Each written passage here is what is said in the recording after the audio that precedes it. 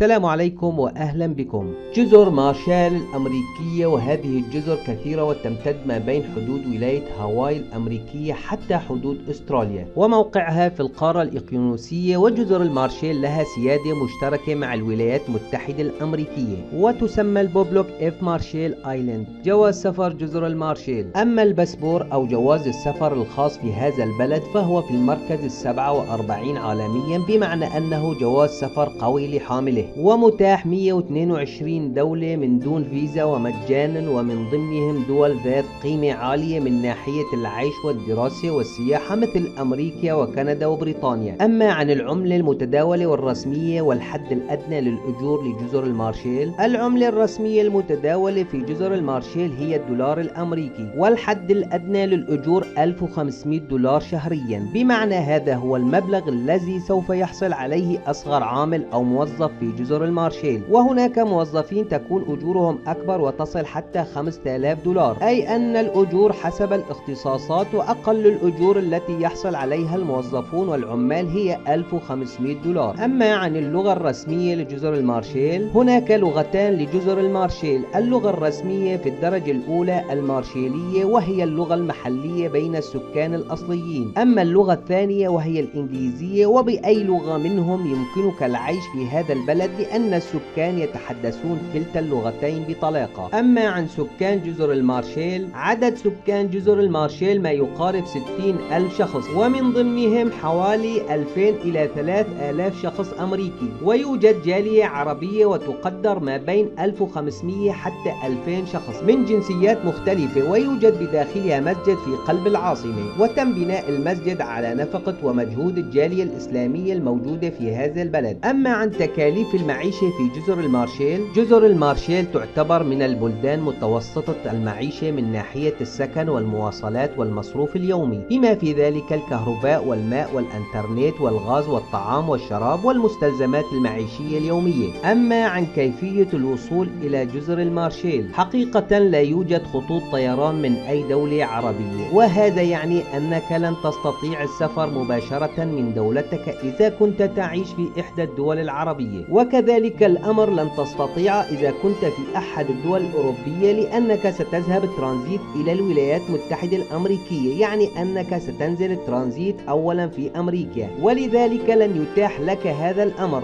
والحل الوحيد هنا أنك سوف تركب من أقرب بلد وتكون بعيدة عن الترانزيت أمريكا، وهي جمهورية الفلبين، لأنها أقرب بلد سوف تركب منه لجزر المارشال. وهنا أنك سوف تحصل على فيزا إلى الفلبين، ومن ثم ستسافر في الطائرة إلى جزر المارشال، وستكون بعيدا عن أمريكا كليا. وستكون طريقة السفر من عاصمة جمهورية الفلبين مانيلا إلى عاصمة جزر المارشال ماجيرو، ولكن سيكون هناك ترانزيت في بلد اسمه غوان في قارة أقيانوسيا، وفي هذا الحالة لا يكون هناك أي ترانزيت في الدول الأوروبية ولا في أمريكا. للعلم سوف تحصل على تأشيرة في الفلبين بكل سهولة، فالدول التي تكون على شاكلة الفلبين الحصول فيها على تأشيرة تكون سهلة للغاية، ولكن السؤال الأهم كيف ستصل إلى الفلبين؟ الوصول إلى الفلبين أمر سهل جدا، فكل الدول العربية سوف تعطيك تأشيرة في خلال 48 ساعة وتكون بفيزا سياحية. كيفية الحصول على الفيزا لجزر المارشال؟ بالنسبة للجنسيات العربية سوف تكون بفيزا عند الوصول، ولا يوجد لها سفارات بالبلدان العربية أبدا، ولكن سوف تحصل على الفيزا بمجرد دخولك إلى جزر المارشال. سوف يتم ختم جوازك وهنا تكون حصلت على الفيزا، ولا يوجد فرق بين جميع الجنسيات العربية سواء كنت يمني أو سوري أو مصري أو مغربي، وعليك دفع رسوم حوالي 100 دولار أمريكي. أما عن تحويل الفيزا من سياحية إلى إقامة دائمة، نقل الفيزا من سياحية إلى إقامة دائمة للراغبين في الاستقرار في هذه الجزر. في الحقيقة الطرق والحالات كثيرة. عندما تكون على أراضيها يمكنك تحويل إقامتك السياحية إلى أي نوع من الإقامات التي ترغب بها. هناك العديد من الطرق للحصول على الإقامات المتنوعة. الطريقة الأولى هي الدراسة في هذا البلد. هناك جامعة في جزر المارشال وتضم عدة كليات ولديها جميع التخصصات، والجيد في هذه الجزر أنك لن تذهب إلى أي سفارة، فقط ستقدم إلى الجامعة، وهي ليست كالبلدان الأخرى التي تذهب إلى السفارات ولديهم سيستم صعب وعقيمة، وبالتالي قد تخلصت من الشروط العقيمة التي تخص التقديم عن طريق السفارات. والطريقة الثانية هي أنك سوف تتقدم إلى العمل بجانب الدراسة وستحصل على 40 ساعة أسبوعيا، بمعنى دوام كامل بجانب الدراسة. وعندما تتخرج يكون لك الأولوية في العمل في هذه الجزر، لأنه سيكون لديك خبرة محلية لدراسة 3 سنوات، أما باللغة الإنجليزية أو الفرنسية أكثر من الأجانب الوافدون الجدد، وسوف تحصل على إقامة دائمة بعد الدراسة.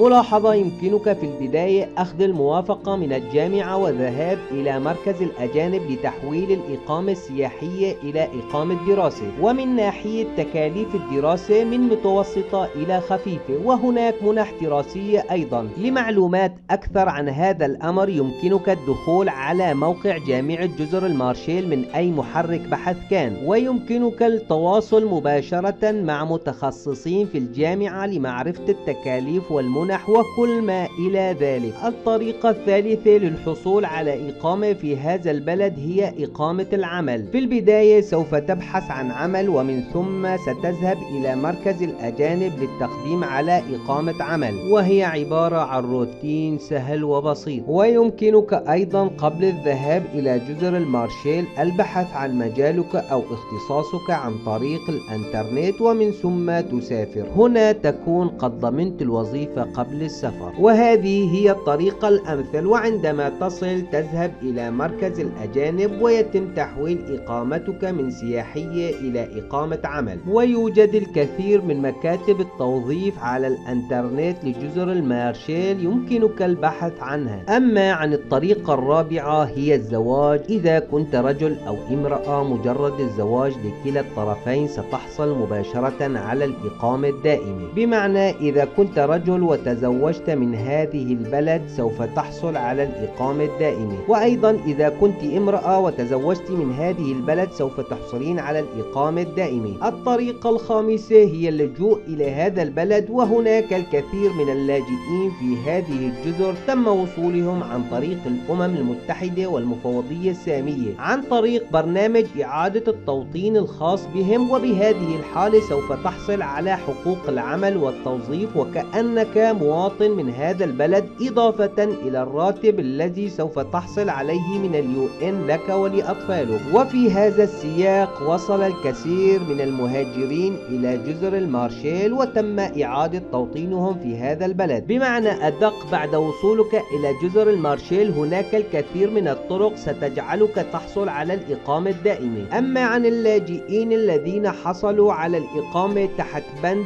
إعادة التوطين فهم يحصلون على رواتب جدا جيدة. أما البالغين من امرأة أو رجل فهم يحصلون على $1200 شهريا، وراتب الأطفال يكون $400 شهريا. مقارنة في البلدان الأخرى فهي جيدة جدا. هذا هو كل شيء في الفيديو، أتمنى أن تكونوا قد استفدتم. سلام عليكم.